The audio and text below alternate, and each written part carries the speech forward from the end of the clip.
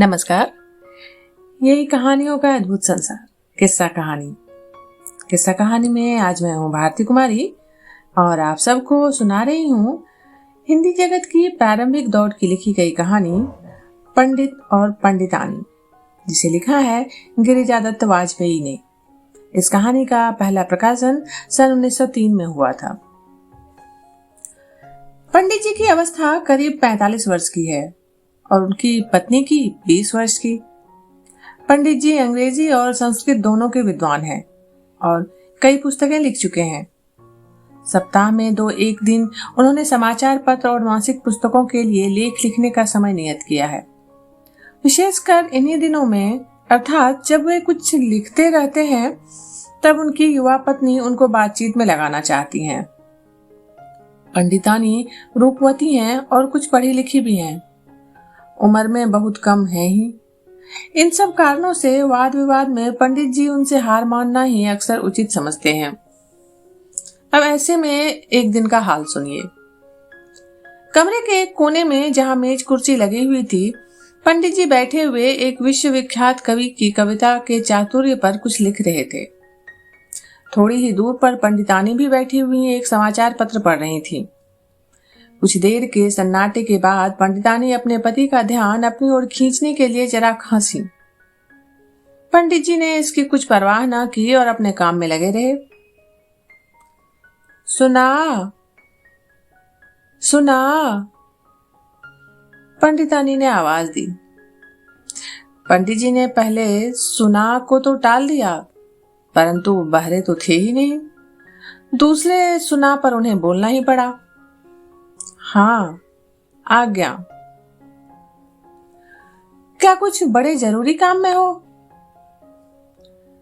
नहीं, कुछ नहीं। कहते हुए पंडित जी ने कहा, हमको केवल 50 पन्ने का एक लेख लिखकर आज ही रात को भेजना है, लेकिन हम यह कुछ बहुत नहीं समझते। कहो, तुम्हें क्या कहना है? इस पत्र में एक बड़े अच्छे तोते का विज्ञापन है। यह तुम्हें मालूम ही है कि तोता पालने की बहुत दिनों से मेरी इच्छा है। अगर मैं यह विज्ञापन काट कर तुम्हें दे दूं, तो तुम कर्नेलगंज में बोस कंपनी की दुकान पर से उसे देखाओगे। पंडित जी ने कलम तो रख दी और जरा जोर से सांस खींचकर बोले, प्रिय, क्या सचमुच ही तोता पालने का तुम्हारा इरादा है? क्यों नहीं, और लोगों के पास भी तो तोते हैं, और यह तोता जिसका मैं जिक्र कर रही हूँ बोल सकता है। जब तुम बाहर होगे वो मेरे लिए एक साथी होगा। हाँ, यह तो ठीक है। मुझे विश्वास है कि मेरे न होने पर तुम तोते के साथ अपना जी बहला सकती हो, लेकिन वह तोता मेरे लिए किस काम का होगा, यह भी तुमने सोचा?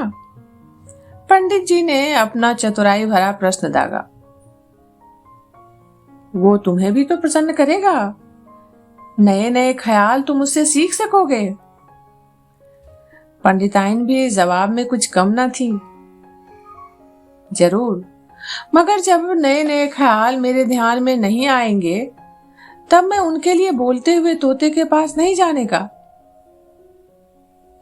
इतना कहकर पंडित जी फिर लिखने में लग गए। भौं चराकर उन्होंने अपने ध्यान को कालिदास की ओर खींचना चाहा। पंडित जी ने कालिदास को काव्य रस का मानो ये वाक्य लिखकर सन्नाटे में आगे लिखा, तोता समझना चाहिए।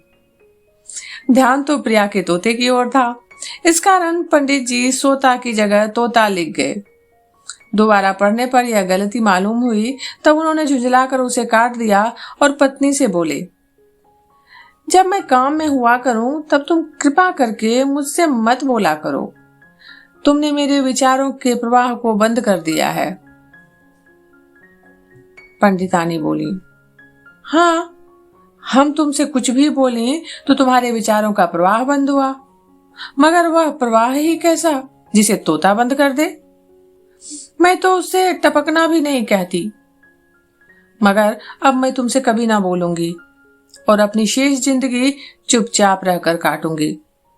अगर तुम ब्याह के समय या मुझसे कह देते कि मैं तुमको केवल देख सकूंगी मगर तुमसे बोल ना सकूंगी, तो मुझको यह भी मालूम रहता कि किस बात की मैं तुमसे आशा रख सकती हूँ और किसकी नहीं। ओह, मैं मानो किसी काठ के पुतले से ब्याह कर दी गई। ये सुनकर पंडित जी मुस्काए और बोले, ये जवाब तो कुछ बुरा नहीं, इसमें तो तुमने खूब कविता छांट ली। यदि तुम इतने चिड़चिड़े ना होते तो मैं तुम्हें ऐसी बातें ना सुनाया करती। उन्हें तुम अपने लेखों में शामिल कर लिया करते और वे तुम्हारे लेखों की शोभा बढ़ाती। लेकिन मुझे तो घंटों चुपचाप बैठ कर आना पड़ता है, जैसे मैं किसी काल कोठरी की कैदी हूं जिसे अपनी परछाई से भी बातचीत करना मना हो। प्राणाधिके, मैं तुम्हें बोलने से केवल उस समय रोकता हूं जब मैं किसी काम में लगा होता हूं। भला तुम ही सोचो कि काम और बातचीत दोनों साथ में कैसे हो सकते हैं। पंडित जी समझाने की कोशिश कर रहे थे। वाह, मैं तो उस समय भी काम कर सकती हूँ जब घर भर बातचीत करते हो, 20 आदमी बोलते हो। देखो ना, मेरे साथ की 7-8 सहेलियां बातचीत करती जाती थी जब मैंने तुम्हारे लिए वो मखमली जूती तैयार की थी। तुम्हें कहो वो कैसी है, अच्छी है ना? पंडित जी हंसकर बोले, हम तुम्हारे ऐसे बुद्धिमान तो है नहीं, इसीलिए तो मैं तोता पालना चाहती हूँ कि जब तुम मुझसे ना बोल सको तो मुझसे भी चुपचाप बैठे ना रहा जाए, तब मैं तोते से बोल सकूं और तोता मुझसे बोल सके, और मुझे यह शंका ना होने लगे कि मैं गूंगी या बहरी होती जाती हूँ, जैसा कि अभी कभी कभी हो जाता है मेरे मन में। मैं कह देता हूँ, पंडित जी ने अब अपना एक क्रोधित रुख अख्तियार किया, कि अब मैं कदापि और जीव घर में ना लाने दूंगा। तुम्हारे पास एक कुत्ता है, एक बिल्ली है, रंगीन मछलियां हैं और कितने ही लाल हैं। इतने जानवर किसी स्त्री के लिए जो नूह की नौका में ना पली हो बस हैं। पंडितानी ने बड़े मधुर स्वर में कहा, देखो, इस मामले में बाइबल क्यों ना घसीटो। पंडित जी ने अपने लेख को निराशा की निगाह से देखा और पंडितानी की ओर प्यार से देखकर वे बोले, प्रिय, तनिक तो बुद्धि से काम लो। ये कमबख्त तोता तुम्हारे सिर में कैसे घुसा? मेरे घर में भी तो एक तोता था, फिर जब मैं ऐसे घर में आई जहां सदा तोता रहा तो बिना उसके मुझसे कैसे रहा जाए। पंडितानी ने जिद भरे स्वर में कहा, लेकिन जिसका ब्याह हो गया हो उसके लिए तोता अच्छा साथी नहीं है। पंडित जी भी हार मानने वाले में से नहीं थे। क्या खूब, बापू तो तोते को बहुत प्यार करते थे। पंडितानी ने पटाख से जवाब दिया, तुम्हारे बापू को शाम को में अखबारों के लिए लेख तो ना लिखने पड़ते होंगे। पंडित जी ने एक मजबूत तर्क दिया, नहीं, वो अपना काम दिन को ही खत्म कर डालते थे और सायंकाल भले आदमी की तरह अपने बाल बच्चों के साथ बिताते थे। मुझे इस प्रकार कुल रात बापू की ओर घूरते हुए ना बैठे रहना पड़ता था। एक शब्द तक मुंह से निकलने का मुझे कष्ट ना था। हम लोग बहुत मजे में मिलजुल कर रहते थे, हम और बापू और तोता। इतना कहकर पंडितानी ने अपनी सूरत रोनी सी बनाई, जिससे पंडित जी आतुर होकर बोले, देखो प्रिय, आंसू ना निकालो। तुम अच्छी तरह रहो कि जो तुम इस मकान की नींव की ईंटें तक मांगो तो वे भी मैं तुम्हें देने को तैयार हूं। मैं ईंटें नहीं मांगती, तोता मांगती हूं। पंडित जी को रोककर वो फिर बोली, तुम मेरे लिए तोता जरूर ला दो, मैं देखती रहूंगी कि वह तुम्हें दिक ना करे। परंतु वह दिक करेगा ही। देखो, तुमने लाल पाले हैं ना, वो मुझे कितना दिक करते हैं। पंडित जी समझाने की कोशिश कर रहे थे। वो बेचारे प्यारे प्यारे लाल कैसी मधुरी बानी बोलते हैं, क्या उनके गाने से तुम दिक होते हो? प्रिय, उनके गाने से मेरा हर्ज नहीं, परंतु जब कभी पिंजरे के किवाड़ खुले रह जाते हैं तब मुझे रखवाली करनी पड़ती है कि कहीं तुम्हारी बिल्ली उसका नाश्ता ना कर डाले। कल 2 बार मैंने उधर जो देखा तो मालूम हुआ कि किसी पिंजरे के पास उसने होंठ फड़का रही है।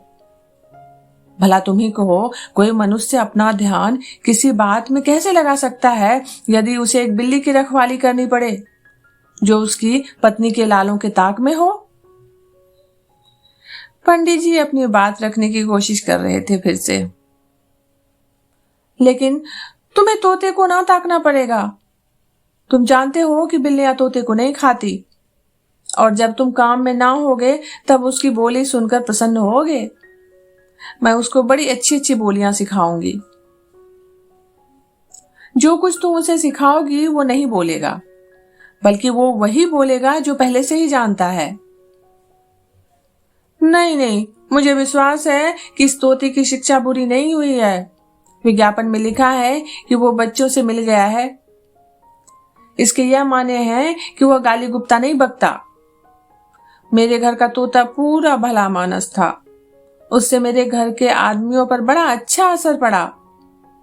मेरा भाई तोते के आने से पहले तो कभी गाली वगैरह तक भी देता था, लेकिन जब से तोता आया तब से उसने कभी वैसा नहीं किया।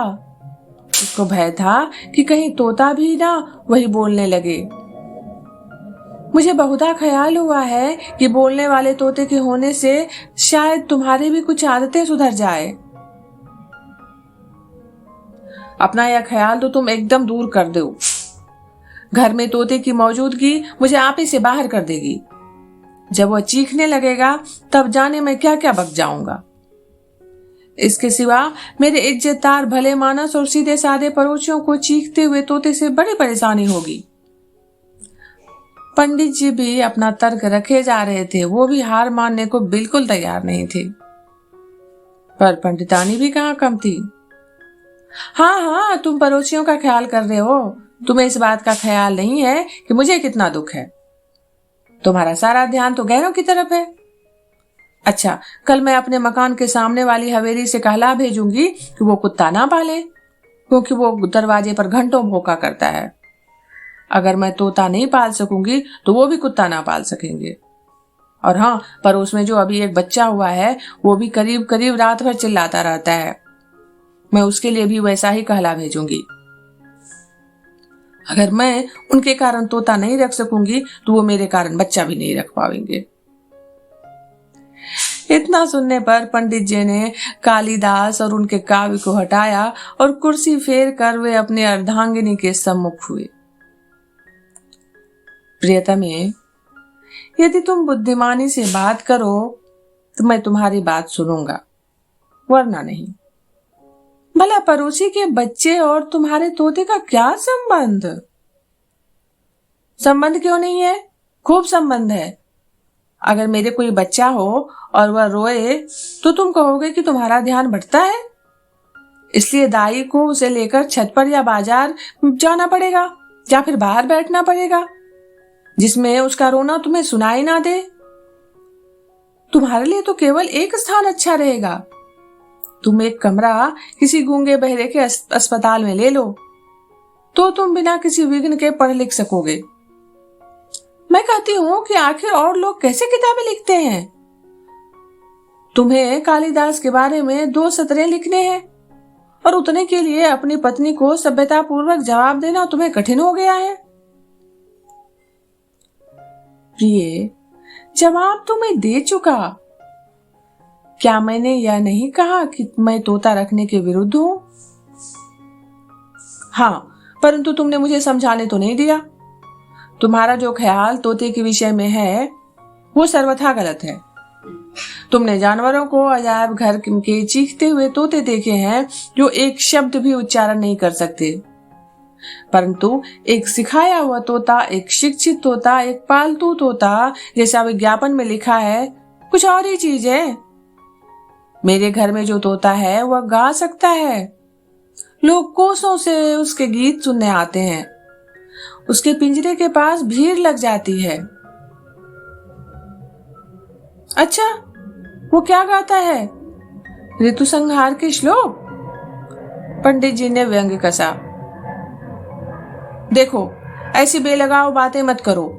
ऋतु संहार के श्लोक पढ़ेगा? वो काशी का कोई शास्त्री है ना? अच्छा, फिर यह बताओ वो गाता क्या है? इसमें तो कोई संदेह ही नहीं कि तुम तोता जरूर पालोगी, चाहे हम माने या ना माने। अब हमें इतना तो मालूम हो जाए कि क्या बक बक कर सुबह दोपहर और शाम हर समय वह हमारे कान फोड़ेगा। पंडित जी तनिक क्रोधित होकर बोले, उसमें कान फोड़ने की कोई बात नहीं। तुम तो ऐसे कहते हो गोया मेरे घर के सब आदमी जंगली है, गान विद्या जानते ही नहीं। याद रखिए, उनमें बुद्धि और सभ्यता तुमसे कम नहीं है। पंडिताइन तुनकते हुए बोली, अच्छा, ये सब हमने माना। जरा बताइए तो सही, आपका वो सभ्य तोता कहता क्या है? पंडित जी ने पूछा तो जरूर, लेकिन उनके स्वर में थोड़ा कटाक्ष था। वो कई बड़े ही मनोहर पद गाता है। नीचे का पद तो वो बड़ी ही सफाई से गाता है। वो कहता है, सत्य गुरुदत्त शिवदत्त दाता। पंडिताई ने पूरे लय में गाकर सुनाया। आहा, क्या कहना है।